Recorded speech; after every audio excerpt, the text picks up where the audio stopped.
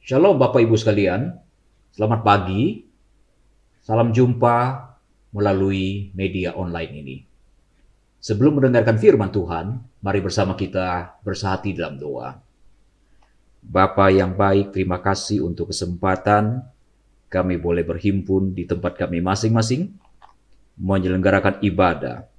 Bapa, sekarang waktu bagi kami untuk membaca firman-Mu, bukalah pikiran kami, kirimlah Roh Kudus mencerahkan pikiran kami.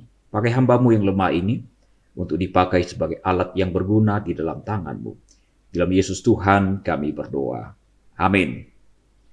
Firman Tuhan hari ini diambil dari Injil Matius pasal ke-6 ayat 25 hingga 34. Demikian bunyi firman Tuhan. Karena itu aku berkata kepadamu, janganlah khawatir akan hidupmu, akan apa yang hendak kamu makan atau minum. Dan janganlah khawatir pula akan tubuhmu, akan apa yang hendak kamu pakai. Bukankah hidup itu lebih penting daripada makanan, dan tubuh itu lebih penting daripada pakaian?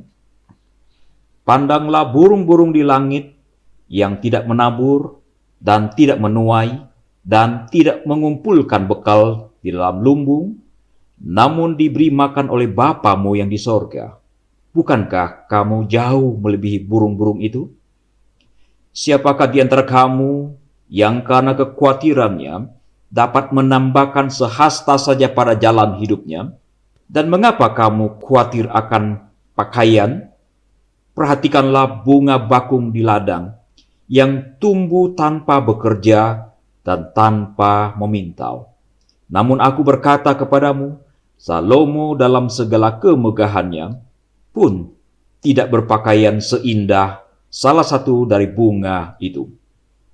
Jadi jika demikian Allah mendandani rumput di ladang yang hari ini ada dan besok dibuang ke dalam api, tidakkah Ia akan terlebih lagi mendandani kamu, hai orang yang kurang percaya? Sebab itu janganlah kamu khawatir dan berkata, apakah yang akan kami makan? Apakah yang akan kami minum? Apakah yang akan kami pakai? Semua itu dicari bangsa-bangsa yang tidak mengenal Allah. Akan tetapi Bapamu yang di sorga tahu bahwa kamu memerlukan semuanya itu. Tetapi carilah dahulu kerajaan Allah dan kebenarannya, maka semuanya itu akan ditambahkan kepadamu. Sebab itu janganlah kamu khawatir akan hari esok, karena hari esok mempunyai kesusahannya sendiri. Kesusahan sehari cukuplah untuk sehari. Demikianlah firman Tuhan. Berbahagialah setiap orang yang membaca, merenungkan, dan melakukan di dalam hidupnya. Haleluya. Saudara-saudara sekalian, beberapa waktu terakhir ini, rasanya sangat sulit untuk mendapati orang yang tidak khawatir. Hanya anak-anak kecil, orang gila, orang bodoh yang tidak mengerti bahaya, atau orang-orang munafik. Atau mungkin juga orang yang sungguh-sungguh beriman, yang tidak memiliki rasa khawatir di hari-hari terakhir ini. Ada dua hal besar yang membuat orang menjadi khawatir. Satu, penyebaran virus corona yang begitu masif.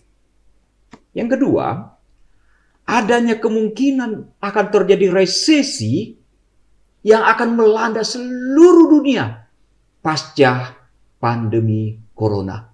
Inilah yang mengkhawatirkan banyak orang. Tema kita hari ini adalah awas, orang Kristen dilarang khawatir. Saudara sekalian, di dalam kondisi yang genting sekalipun, orang-orang Kristen tetap dilarang untuk khawatir. Kekhawatiran seperti apa yang dilarang oleh Yesus? Yaitu kegelisahan yang menimbulkan kecemasan yang menyiksa, yang membuat pikiran menjadi kacau balau, mengganggu sukacita, mengganggu tidur, sehingga seseorang terbeban dan menyiksa hidupnya. Kekhawatiran seperti apa yang dilarang oleh Tuhan? Kekhawatiran yang membuat orang menjadi ragu. Apakah Tuhan betul-betul ada? Apakah Tuhan betul-betul peduli? Apakah Tuhan bertanggung jawab atas kehidupan umat yang disayangi? Inilah jenis kekhawatiran yang dilarang oleh Tuhan. Mengapa orang Kristen dilarang untuk khawatir? Paling tidak, saudara, ada 3 alasan yang bisa saya kemukakan di kesempatan ini. Yang pertama, saudara, tentu kita sudah mendengar apa yang saya bacakan tadi. Tuhan Yesus sendiri melarang umatnya untuk khawatir. Henry Matthew bahkan menyebutkan kekhawatiran itu adalah sebuah dosa, saudara. Nomor 2, khawatir tidak akan mendatangkan faedah. Tuhan Yesus berkata, apakah dengan kita khawatir, maka hal itu akan menambah sehasta saja dari hidup kita? Tidak, saudara. Sebaliknya, kekhawatiran itu telah merugikan kita di dalam segala hal. Merugikan konsentrasi kita, merugikan sukacita kita, dan merugikan iman kita. Orang Kristen di Eropa adalah orang-orang yang paling berbahagia di seluruh daratan Eropa. Survei ini diadakan beberapa tahun yang lampau. Tetapi kalau kita menjadi orang yang khawatir, maka sukacita yang Tuhan mau bagikan dan yang telah bagikan untuk kita akan dicuri oleh diri kita sendiri. Sehingga pada akhirnya kita pun sama seperti orang-orang yang tidak mempunyai sukacita dan pengharapan. Alasan ketiga mengapa kita tidak boleh khawatir adalah menurut perkiraan, saudara sekalian, 90% dari kekhawatiran seseorang itu tidak menjadi kenyataan. Saya tegaskan sekali lagi, saudara. 90% kekhawatiran yang terjadi pada seseorang itu tidak menjadi kenyataan. 90% adalah angka yang sangat besar. Itu berarti dari 10 kekhawatiran yang kita timbulkan di dalam perasaan dan pikiran kita, hanya 1 yang menjadi kenyataan. 10% jika dibandingkan dengan 90%, maka angka itu terlalu kecil. Rugi besar jika kita khawatir untuk sesuatu yang tidak akan terjadi, tapi yang sesungguhnya telah merusak hidup kita, yang memporak-porandakan sukacita, iman, dan daya hidup kita. 90% kekhawatiran kita tidak terjadi. Tapi mungkin saudara berkata, Pak, bagaimana kalau yang 10% itu menjadi kenyataan? Terus kalian, M.R. Dehan pernah berkata, 90% kekhawatiran itu tidak akan menjadi kenyataan. Dan jika 10% itu menjadi kenyataan, maka anugerah Allah cukup.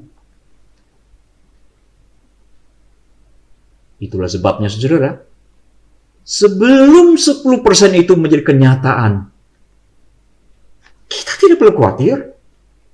Dan seandainya 10% kekhawatiran yang kita khawatirkan itu betul-betul terjadi, kita pun tetap tidak perlu khawatir. Apa sebabnya, saudara? Sebab anugerah Allah cukup. Di dalam banyak peristiwa pengalaman hidup kita, Tuhan seringkali menyiapkan solusi bagi kita. 1 Korintus 10 ayat 13. Saya pikir banyak orang di antara kita mengenal ayat ini. Paulus berkata, pencobaan-pencobaan yang kamu alami adalah pencobaan-pencobaan yang biasa, yang tidak melampaui kekuatan manusia. Sebab Allah setia. Dan karena itu Ia tidak akan membiarkan kamu dicobai melampaui kekuatanmu. Pada waktu kamu dicobai, Ia akan memberikan kepadamu jalan keluar. Jadi Tuhan akan menyiapkan solusi ketika kita menghadapi pencobaan. sehingga kamu dapat menanggungnya. Tuhan menyiapkan solusi. Kita mesti realistis. Memang ada kalanya, dan itu tidak selalu. Ada kasus tertentu di mana kesulitan yang dialami tidak ada solusi. Tapi jangan lupa, saudara, ketika kita tidak diberikan solusi, Tuhan memberikan kekuatan kepada kita. Seperti yang dikatakan oleh Rasul Paulus, segala perkara dapat kutanggung di dalam Dia yang memberikan kekuatan kepadaku. 10% kalaupun menjadi kenyataan, anugerah Tuhan cukup. Di luar itu, saudara, di dalam kedaulatan Allah, di dalam kemahatauan Tuhan, segala sesuatu yang terjadi, sekalipun itu sesuatu yang nampaknya tidak baik, buruk, akan mendatangkan kebaikan. Akan mendatangkan kebaikan bagi orang-orang yang mengasihi Tuhan. Kebaikan di balik pergumulan umat Tuhan. Adakah kebaikan di balik setiap pergumulan anak-anak Tuhan? Pasti benar. Dan untuk meraih berkat rohani yang ada di balik pergumulan kita, milikilah beberapa keyakinan dasar ini, saudara. Yang pertama, Allah menyertai dan memelihara umatnya. Allah yang menyertai kita bukanlah Allah sembarangan. Dia adalah Allah yang Maha Kuasa, sekaligus Allah yang Maha Tahu. Yesus berkata, jika Bapa memelihara burung pipit, mendandani bunga bakung, bukankah anak-anak Bapa akan terlebih lagi dipiara? Saudara sekalian, ini menarik. Tapi ada orang berkata, kalau Bapa memelihara saya, Allah yang Maha Kasih, Allah yang penuh dengan kuasa itu, mengapa saya terkena penyakit tertentu yang tidak saya kehendaki? Mengapa saya terlahir dalam kondisi yang memprihatinkan? Dan mengapa kehidupan saya morat-marit tidak berubah? Saudara, apabila saudara menghadapi situasi seperti itu, ada baiknya berenung, introspeksi. Jangan-jangan segala kesulitan yang kita alami adalah akibat dari kealpaan kita. Mungkin juga karena kebodohan kita. Saudara sekalian, pemeliharaan Bapa bukan hanya pada waktu kita berkecukupan. Di dalam kekurangan sekalipun, Allah tetap ada bersama dengan umatnya. Pemeliharaan Allah juga bukan hanya pada saat Dia menghindarkan umatnya dari bencana. Di tengah mara bahaya, Dia tetap memelihara. Saya yakin, saudara, ada kalanya Tuhan melakukan mujizat yang ajaib, menghindarkan orang-orang dari mara bahaya. Tapi jangan lupa, ada juga orang-orang tertentu, orang Kristen, orang beriman, yang juga mengalami musibah. Terhadap orang-orang seperti itu, saya yakin dan percaya pemeliharaan Tuhan tetap ada di atas orang itu. Sekalipun kita tidak tahu mengapa Tuhan mengizinkan peristiwa itu terjadi. Saudara sekalian, mungkin saat ini saudara tidak tahu apa rencana Allah. Sama seperti Nabi Habakuk yang semula mengeluh, protes kepada Allah. Tetapi setelah dia memahami Tuhan dan mengalami Tuhan, situasinya tidak berubah menjadi baik dengan tiba-tiba. Tetap dalam kondisi yang tidak baik, tetapi dia berkata seperti ini. Sekalipun pohon ara tidak berbunga, pohon anggur tidak berbuah, hasil pohon zaitun mengecewakan, Sekalipun ladang-ladang tidak menghasilkan bahan makanan, kambing domba terhalau dari kurungan, dan tidak ada lembu sapi di dalam kandang. Namun aku akan bersorak-sorak di dalam Tuhan, beria-ria di dalam Allah yang menyelamatkan aku. Allah Tuhanku, itulah kekuatanku. Jadi saudara, jika saat ini saudara sedang berkesusahan, ingatlah, waktu Tuhan belum tiba. Tuhan belum selesai dengan agendanya dengan saudara. Karena itu, bersabarlah dan bertahanlah. Nomor 2, Tuhan Allah berdaulat. Daulatan Dia bukan hanya jika Ia melakukan berbagai mujizat, tetapi juga pada saat Dia tidak mengabulkan apa yang menjadi permohonan kita, yang kita anggap paling baik. Ia mengizinkan hal-hal yang buruk terjadi pada umatnya. Dia mengizinkan. Dan Dia akan turut bekerja di dalam segala hal untuk mendatangkan kebaikan. Karena Dia adalah Allah yang berdaulat. Ketiga, Allah turut menderita bersama dengan umatnya. Tuhan Yesus menggambarkan dirinya sebagai gembala yang baik. Gembala yang baik berjalan di depan. Saudara-saudara sekalian, berbeda dengan jenderal-jenderal di dunia ini yang di-cover, yang diproteksi oleh anak buahnya ketika berada di medan peperangan. Yesus, gembala yang baik, justru berjalan di depan, mendahului domba-dombanya.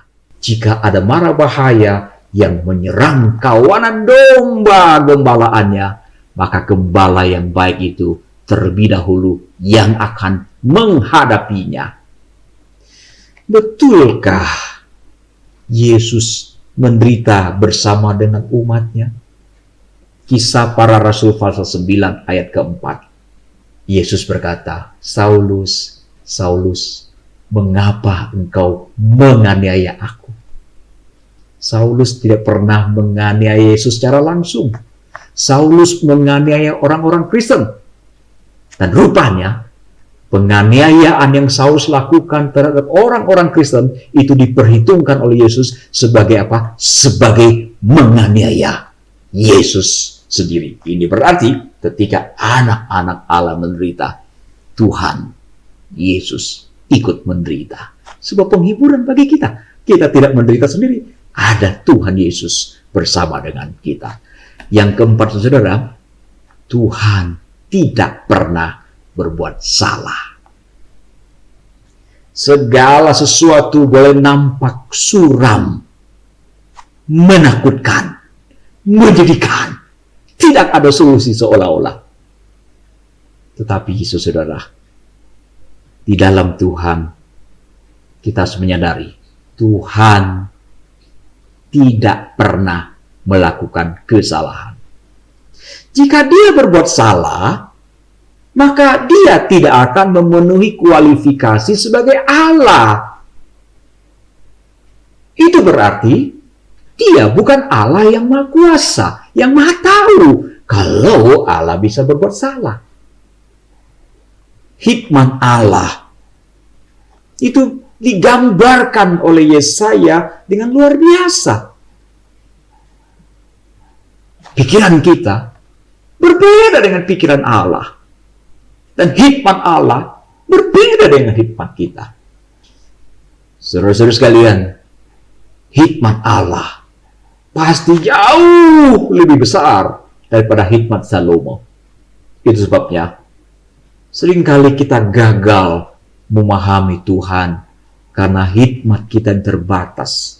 Karena itu saudara, ketika kita mengalami kondisi yang buruk sekalipun, ingatlah dengan baik bahwa Tuhan yang mengizinkan peristiwa buruk terjadi pada diri kita, dia tidak melakukan kesalahan. Dia tahu yang terbaik untuk kita. Nomor kelima, saudara, kesulitan yang dialami oleh orang-orang percaya bisa jadi adalah sebuah ujian iman.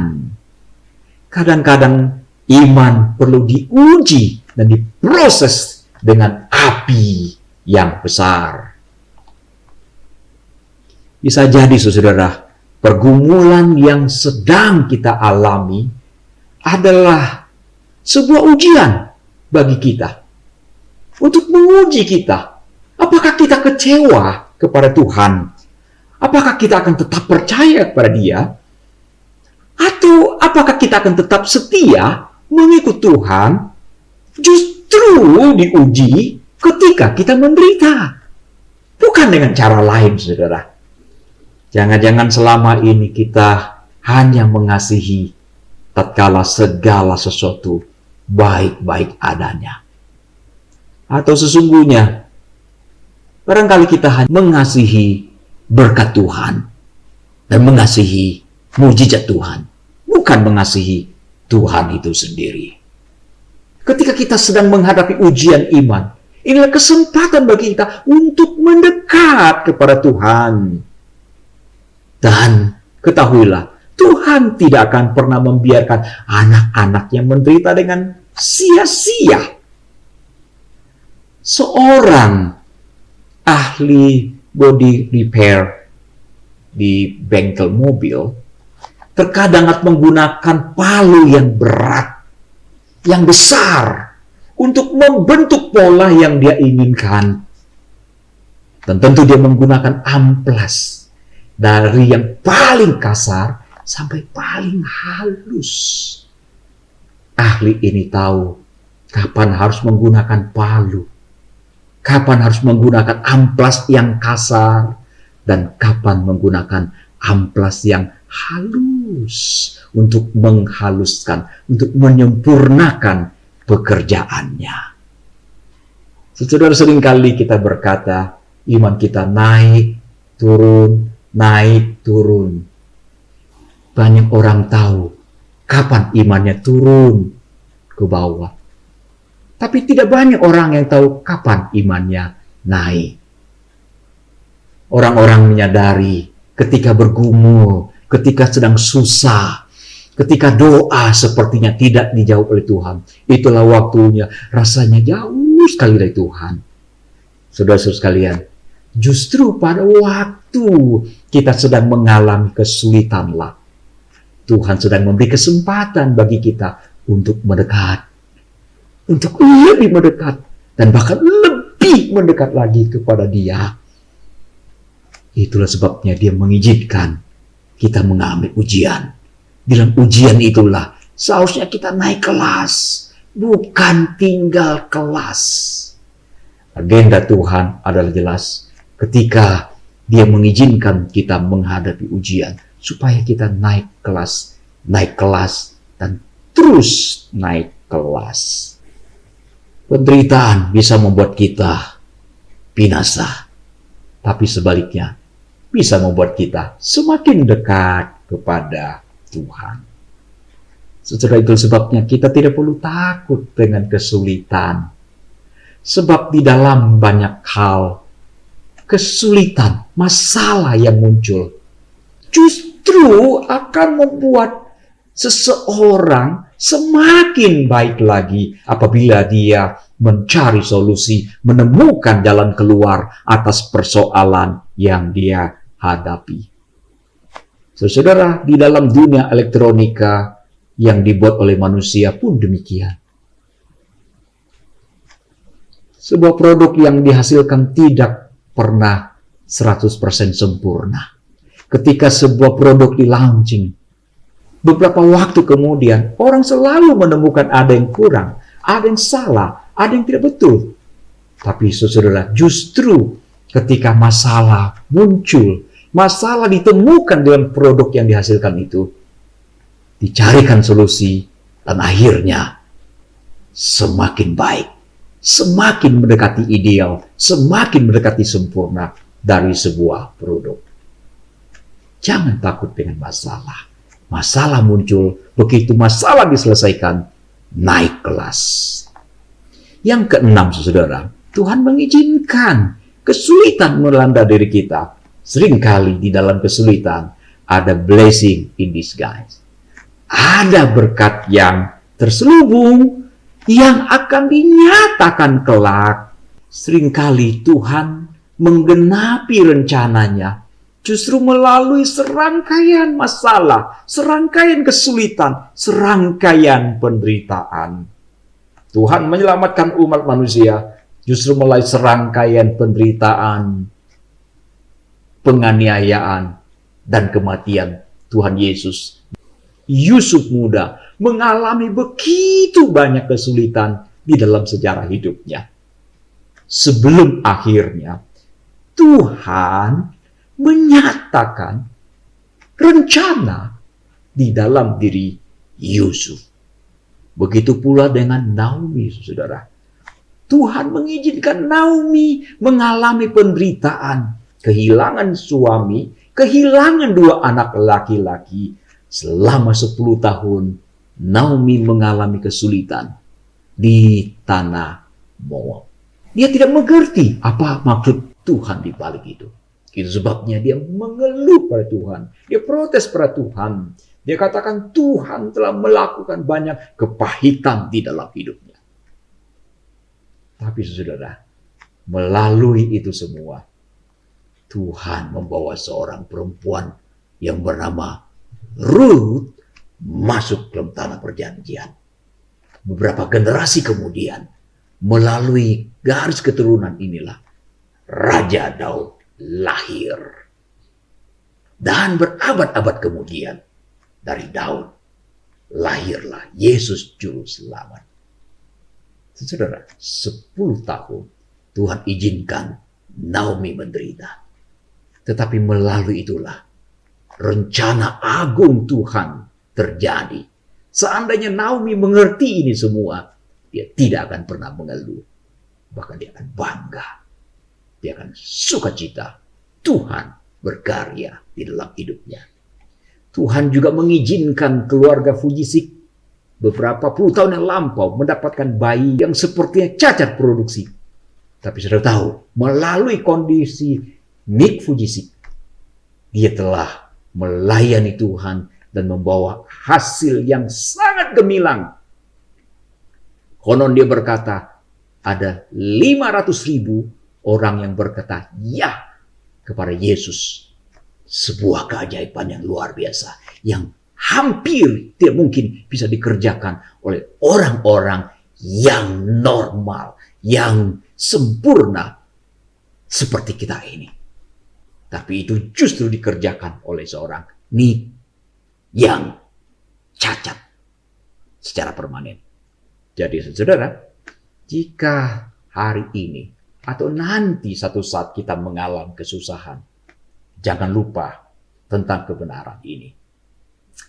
Yang ketujuh, yang terakhir saudara.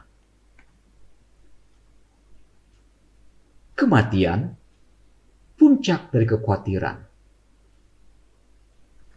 Kekhawatiran selalu berkaitan dengan hal-hal yang negatif. Betul ya saudara? Kita tidak pernah khawatir tentang hal-hal yang positif. Tidak ada orang yang khawatir bagaimana kalau dia sehat, bagaimana kalau dia sukses, bagaimana kalau dia umur panjang, bagaimana kalau dia bisa melakukan banyak hal yang indah-indah, yang bagus-bagus, yang menyenangkan. Tidak ada yang khawatir tentang itu semua. Tapi orang selalu khawatir akan hal-hal yang buruk, yang negatif. Dan puncaknya selalu sampai pada kematian. Sudah tahu saudara, kematian memang sangat menakutkan bagi hampir semua orang di bawah kolong langit ini.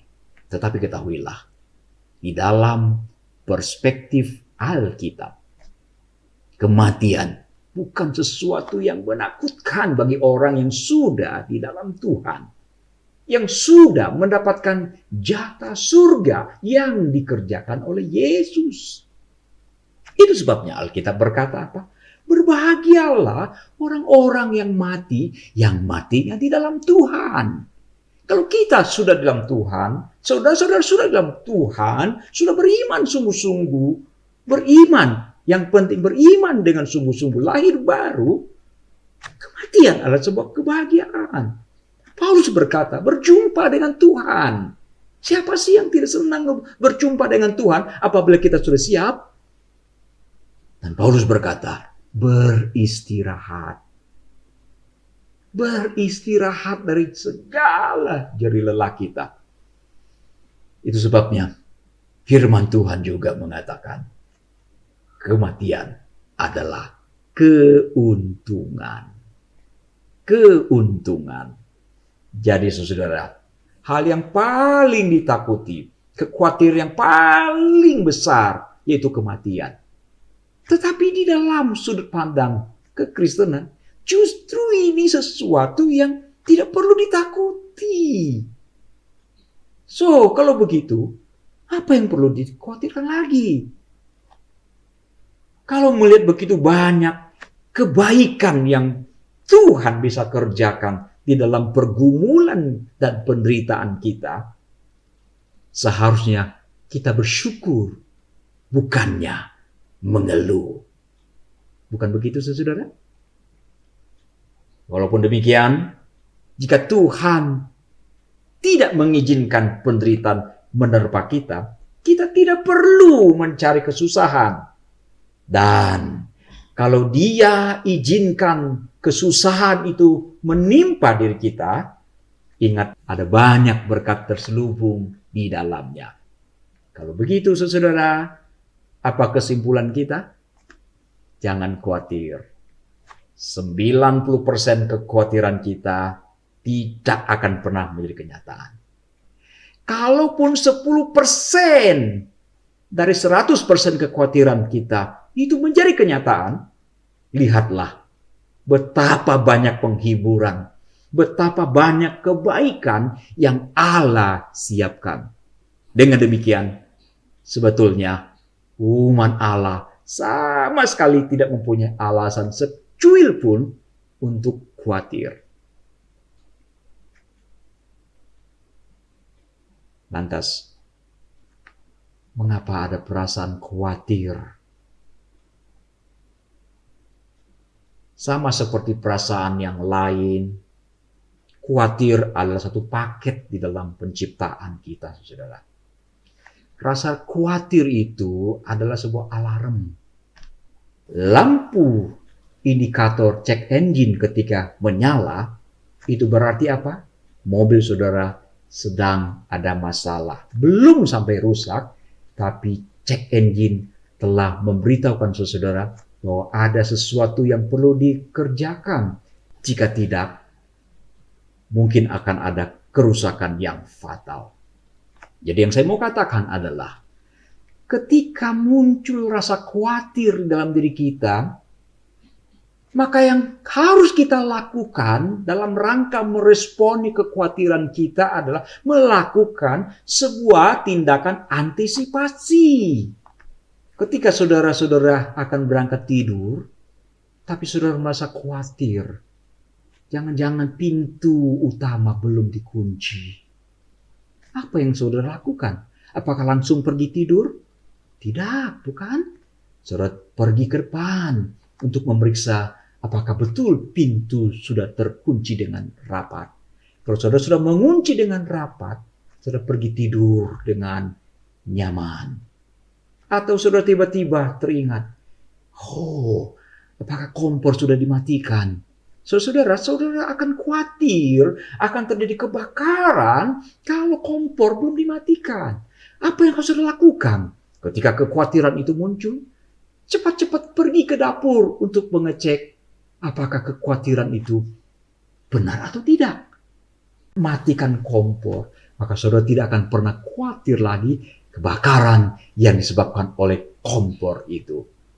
Ketika saudara sedang menyetir mobil dengan kecepatan yang tinggi dan saudara merasa khawatir karena ban mobil sudah tidak sempurna, itu berarti sedang ada peringatan, alarm dalam saudara.